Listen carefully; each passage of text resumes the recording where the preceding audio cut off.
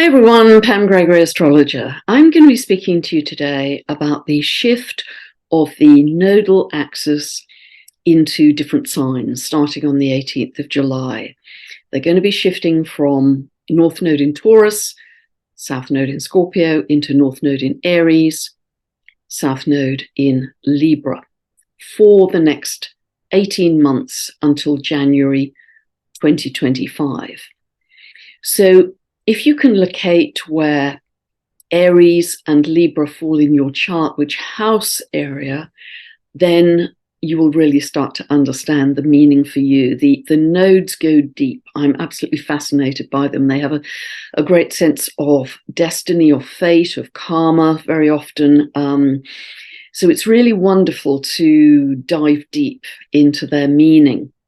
And many of you know that a few years ago, because I was so fascinated by them, I wrote How to Co-Create Using the Secret Language of the Universe, which is all about the nodes. And it's a workbook. It isn't just a narrative, it's a workbook. So you work with your own individual birth chart. You can download that for free from my website and then start your journey. And in writing that book, as many of you know, I really wanted to take people from almost zero knowledge of astrology into quite a deep place in their chart. And I know many of you have enjoyed it. So if you want more information about the nodes, that's a good reference point. Because the nodal axis is essentially connected to the orbit of the moon. And again, the book explains all of that in detail. It's connected to the orbit of the moon, which kind of weaves, it dips in and out the moon in its orbit across the ecliptic. And I think is a thread, almost like a weaving a tapestry of the soul through various lifetimes for us. But in this video, I'm principally going to be talking about the transiting nodes for the collective, but also for you individually. So see which house area Aries and Libra fall in. Because wherever they fall, they're always, obviously it's an axis, it's a line, they're always going to be in opposing pairs of houses. So for this period of 18 months, they're going to be activating, diverting our attention to those two house areas, principally the North Node, because that's where we're headed collectively. And so it's moving out of the North Node, is moving out of Taurus, where we've been, I think, thinking a great deal about nature and the earth, and also Taurus is to do with our values. And I think many of us have been shifting our values over the last 18 months while the North Node has been in Taurus. But that whole theme of a change in values is very much reinforced by Uranus in Taurus until 2026. All of us, I think, are going through quite a radical change in values away from materialism and for our own profit to be much more interested in sharing with the group, sharing our resources, sharing our love with the group. So when the North Node moves into Aries, as it is on the 18th of July, we are now starting to take action on those new values. Because any action we take has to be rooted in our values. So the opposing pair of houses where this falls, and this is very much an axis of relationship, actually, Aries, Libra. It's kind of me versus we. Me, Aries versus we, Libra. And particularly if this is falling across your first and seventh houses, even if you've got Aries in the seventh and Libra in the first, or the other way around, it doesn't matter. This is particularly going to highlight relationship issues for you over the next 18 months. But in general, this will do this for all of us. Now, I suggest that you go back in your life to December 2004 until June 2006. So that was the last time that the North Node was in Aries and the South Node was in Libra. So what was happening for you? And be guided by, again, the house area. Was that falling in the relationship area? Was it to do with career and home? Was it health and that kind of thing? So where was it falling? Because that will help to prompt your memory of what was going on for you from December 2004 until June 2006. And I'm going to come back to that, but just kind of have that a little bit clearer in your mind as we go through this. And I'm going to come back later in this video to give you an example of how strongly this can work. Now, I'm going to firstly describe the qualities of Aries, what we can expect with this collective shift. And oh, by the way, just to say that where the nodal axis shifts to is also where the eclipses over the next 18 months are going to fall, because the eclipses can only happen when a new moon or a full moon happens close to the nodal axis. So not only are those opposite pair of houses in your birth chart of Aries, Libra being activated by the nodal axis being there, but the eclipses are also going to be falling there. So these are areas of action, particularly the North Node is where, well, in our own birth chart, it's our soul's path of growth in this lifetime. It's where we are headed. It's the qualities we are meant to develop by sign, by house, in order to get soul satisfaction. That's what we're meant to be doing in this lifetime. And indeed, when I was writing the book, the circle of the birth chart started to morph into a kind of arrowhead, like a compass needle, of the North Node becoming so prominent, and everything else, all the other planets in the chart, became the cavalry, became the backup for that North Node expression. Because as many of you know, in Indian, in Vedic astrology, the nodal axis is incredibly important.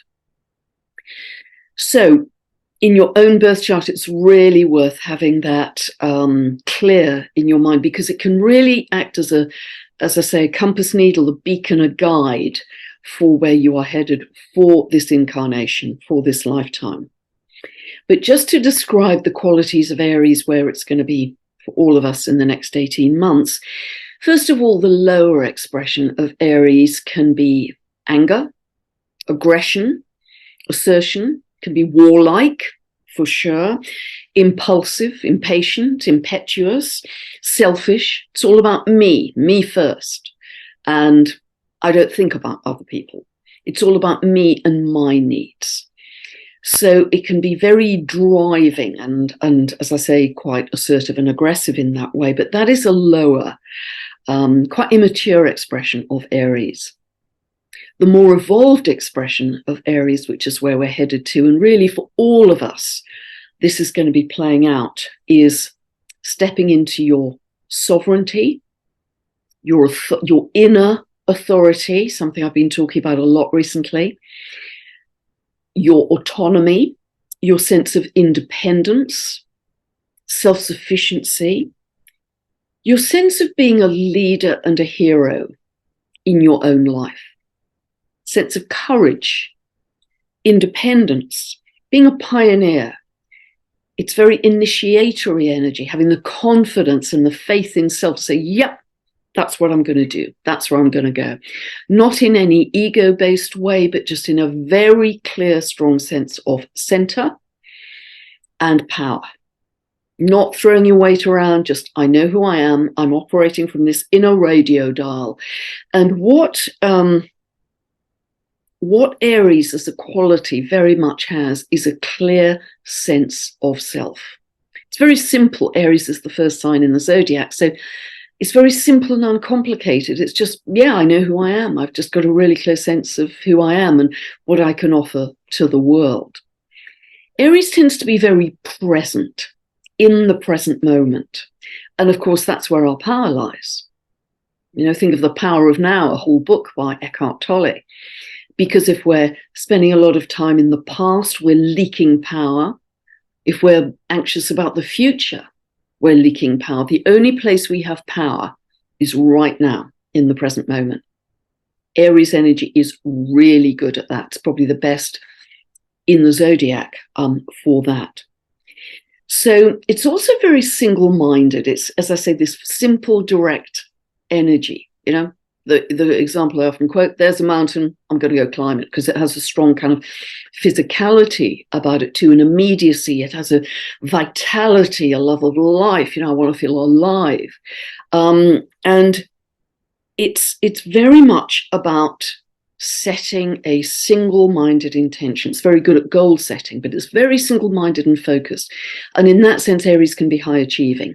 It doesn't, as I say, leak power to either side. Now, you may think, well, how does that fit into all I've been saying about community and groups?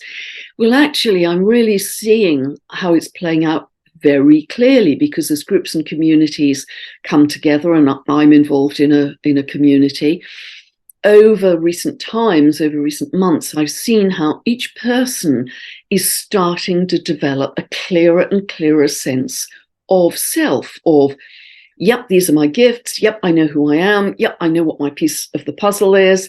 I know how I fit together with other people.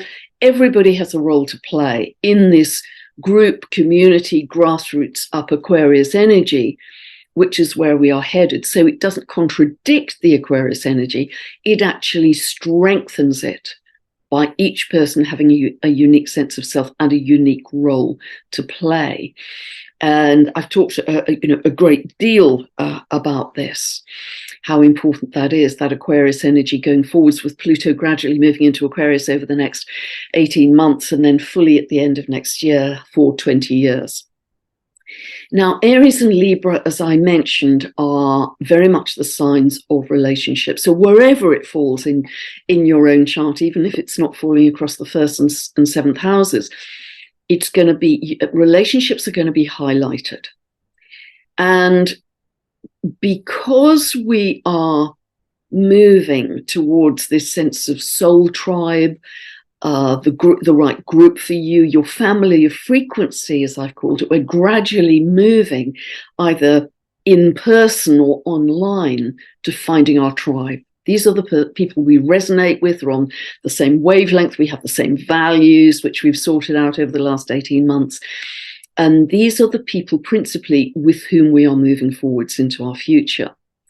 So you may find that with the South Node in Libra, that relationships of all kinds, it could be your partner, a friend, a business colleague, whatever, a neighbor, that because you're no longer resonating on the same frequency, those relationships just fall away. There is less and less common ground between you to hold that friendship together. Because also, as we know, we are evolving so rapidly as well. Now, the South Node represents the areas we've already covered, as it were. Particularly, this is true in your own natal chart. What's familiar, what feels safe, what's a comfort zone. But it's areas and qualities we have already developed that we can let go now to focus more fully on that compass needle of the North Node. And with Libra, it may well be in its South Node capacity, because in its South Node it tends to express not fully positively. So it can be that we've been a people pleaser, we've compromised, for the sake of harmony and cooperation, we've turned ourselves into kind of advanced yoga knots to make sure we don't rock the boat. I mean, the two signs that hate confrontation most are Pisces and Libra. They hate it. And so Libra, because there's such a need for balance and everything nice and smiley and, keep the harmony, they will go to great lengths to defer to the other. The default action with Libra is always, what makes you happy, that makes me happy. If that works for you, that works for me. So people around those who have strong Libra emphasis, it's fabulous because they get their needs met. But it's often that the Libra emphasis person doesn't fully get their needs met because there's this deferral to the other. So that is what we're going to shed more, going along with the system in that way. There's a sense of Libra, it's a very conventional sign. It wants to be agreeable. As I say, not rock the boat, not challenge. There's a sense of conformity. Well, everybody else is doing it, and I don't want to rock the boat in my neighborhood or, my friendship group. So I'll go along with it. It's often Libra to do with agreements that we've made, some kind of legal agreement or pact or that kind of thing. I think we will be questioning those as we move forwards. We're going to be much more critical in our views. I mean, in a positive discernment way, critical, to say, is that working now for the community and for me? Is that actually working, or is it now redundant because I only went along with it not to rock the boat? I think that's going to be quite a strong feeling. So, and it's often things that you've outgrown, relationships you've outgrown. I'm sure many of us are feeling this, over recent months. Many of us have felt this, there just is this kind of elephant in the room, or this Grand Canyon increasingly appearing in relationships that we thought were going to be in our lives very long term, because we are evolving so quickly. Those gaps, those holes in the relationship, that lack of connection is appearing more and more. Now, I want to go back to, for you, what was happening between December 04 and June 06. Because if you can pinpoint that, it really is helpful. And if the North Node is aspecting, and by aspecting, I'm talking about conjunctions here, conjunctions are the strongest. If they were then, and again will now, come to conjunct a planet in your chart, in your birth chart, a planet, or a point, and by a point I mean the ascendant, descendant, midheaven, or IC, then they will be particularly potent. This transit will be particularly potent. Now, if all of that was Hebrew and you don't know what I'm talking about, again, free birth chart from my website, go to the link below. You can buy a 2-part video series from my store, and that will guide you in every video I ever do, every update I ever do, to locate these points in your chart so you understand the deeper meaning of what I'm doing in these videos. And that really does begin your astrological journey. Now, I want to give you a personal example. I don't normally like talking about personal things, but it's such a clear example. I think it will help you to identify what was going on for you then. So, in between December 04 and June 06, the transiting nodes, which were, again, as I say, the North Node was then in Aries and the South Node was then in Libra, so relationship issues. Last time it was in that position because the nodal axis has around almost a 19-year cycle. It's an 18.6 year cycle. That was coming to conjunct my Venus, because I have my Venus at 29 of Aries. And by the way, if you have anything very close to 29 of Aries, remember we just had a very important solar eclipse on the 20th of April this year, which will have sensitized that degree point. So think back to April, 20th of April, what was happening for you then this year? Because that is going to feed into this picture for you, particularly if you have a planet there. So for me, it's my Venus. And my Venus is in my 5th house of romance. But very importantly, and you've got to know your house rulerships, and that's what that 2-part video below will give you in detail, even from zero start. My Venus rules my 7th house of marriage and long-term relationships. It also rules my 11th house of how lovable do I feel.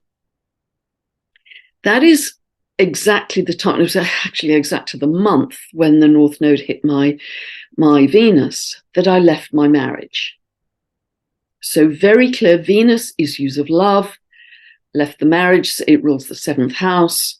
It also rules the 11th house. I wasn't feeling very lovable at that time. But if you're old enough, you can go back to the previous cycle, because 19 years back from there, between April 1986 and December 1987, the transiting nodes were again in Aries and Libra. And that is exact to the month when I met my husband, very first time, April 1986. I'm getting goosebumps now. And the instant we met we knew we were going to marry each other. And he was a very unlikely marriage candidate, let me tell you. So, but there was, with the nodes, you have this tremendous sense of karma, destiny, past lives, the dance goes on. And indeed, we married a couple of years later. But April 1986 was exactly the date I met him. And 19 years later, I left the marriage and the relationship forever. So these can act as very powerful pivot points on episodes in your life, particularly if it's aspecting a planet or a point. So beginnings and endings that feel karmic. So I share with you that example because it was, it's a real karmic weave of the soul that was happening there. And, we both absolutely knew we'd had several past lives together and could even identify them. So what you have to look for there, look for conjunctions, look to the symbolism of the planet. For me, it was Venus, so therefore love. But very importantly, look to the house that the planet rules, or the houses. That is, in the case of Venus or Mercury, they rule two signs. The houses that those planets rule in your chart, because that is going to give you a lot of meaning right there. If you don't know what I'm talking about, again, get the 2-part video series that will explain all of that, because it's just way, way, way too much to cover in this video. But you can use that, literally ad infinitum. You can watch as many times as you like for as long as you like. So that's the kind of power that I'm talking about with the nodal axis. It's deep, it's karmic, it feels mystical, it's very connected to past lives as well. But once you start to see this feeling of, wow, this is taking me way back to not only previous episodes in life, but previous lives, you really start to live at a deeper level, because I think the nodes are very operational at the soul level. Yes, they manifest at the personality level and the event level in terms of what's unfolding in our lives, but they operate at the soul level. I feel that so strongly. So this is going to be a very interesting period. Now, the transiting nodes stay in each, over a month, let's say it a different way, over a month, the nodes move about 2 degrees. They always move retrograde. If we're looking at the mean node, they always move retrograde, and they move about 2 degrees backwards in a month. Now, at the end of my free monthly newsletter, I always list the monthly movements of the planets and the nodes, so you can pick it up for the monthly movement there, or if you go onto astro.com, both of these resources, my newsletter and astro.com are for free, you can get the daily motion of the nodes. I mean, you can see it in my updates as well in the charts I show, but astro.com has the daily movement, so you can actually track if it's moving on to your Venus, your Mars, your Mercury, your ascendant, whatever, and really watch for those conjunctions. They're very powerful. Now, this nodal period over the next 18 months, but actually this year in particular through 2023, is going to be particularly powerful because, as I've spoken about in previous videos, Pluto is in a T-square to the nodal axis until November. So we've got Pluto 90 degrees from the north node, and Pluto also 90 degrees from the south node. And that means there's a vice-like evolutionary squeeze on us as humanity. There's a pressure to evolve. And again, as I've spoken in previous videos, we really are shifting into a new episode, a new paradigm, a new frequency. And one of the big themes, which again is apparent in this T-square of Pluto, is that Pluto moving through the last few degrees of Capricorn is very much linked to external authority, top-down authority, governments, corporations, institutions that have held power over us, control over us, whereas the Aries North Node is really going to boost the other end of inner authority, not external authority, inner authority, my own sense of power and center, politely, not violently. But yeah, I know who I am and where I'm going super clearly. So the shift of the nodal axis into Aries and Libra is going to really, really help that. I think that shift to inner authority. And once Pluto starts to move into Aquarius, much more next year, 2024, that, as I've described, that acceleration into groups and communities, with each person having a crystal clear sense of their role and their uniqueness within those communities, is going to come forth, more and more evidently. And from this point on, we are really each on our own individual timeline in a way I think we have never been so clearly before. So there's no judgment in this. We all have our own soul contracts. We're going at our own pace and speed. We're doing the best we can, but we are on very individual timelines.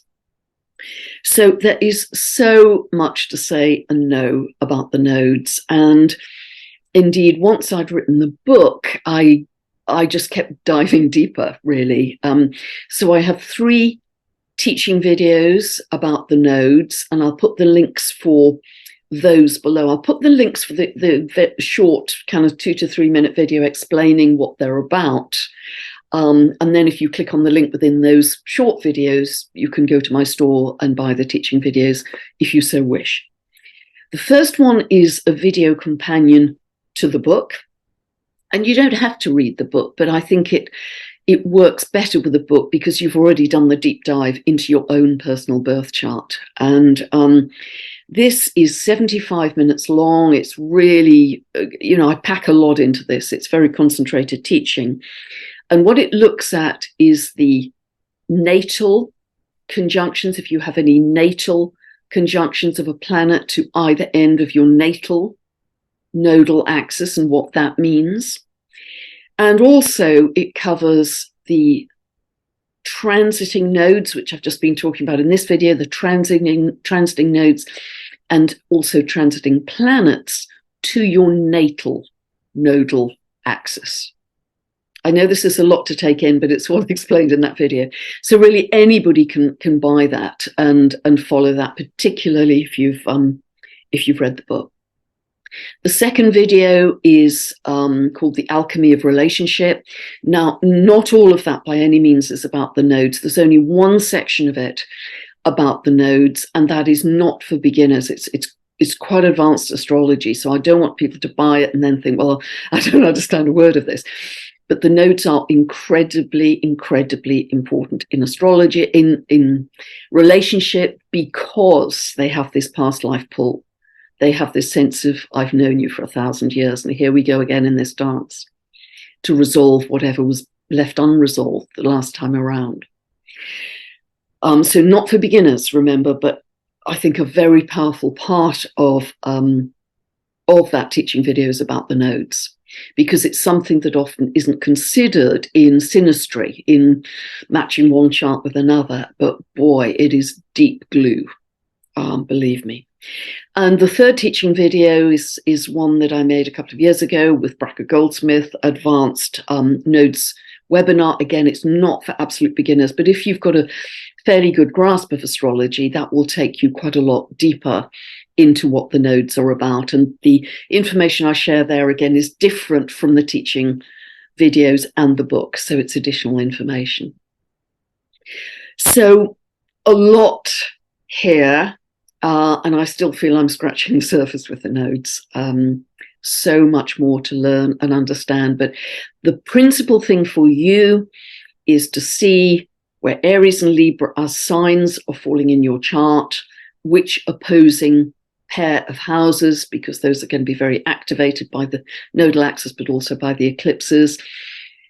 The North Node is where we're headed. And the South Node is what we're shedding, what we're moving away from. And, I've described how powerfully the North Node was in my own birth chart over those cycles. And the South Node at the same time was a shedding, a moving away. Done that, had that episode. It's onto something different now. So they really are fascinating. I feel I could dive for this entire lifetime into them, and I still would have more to learn. So hope that's helped you. And I wanted to do this as a separate video because it would have been, way too much to include in the update video on the new moon in Cancer, which I'm going to be doing in the next couple of days. God bless. Hope it's helped you. Bye for now.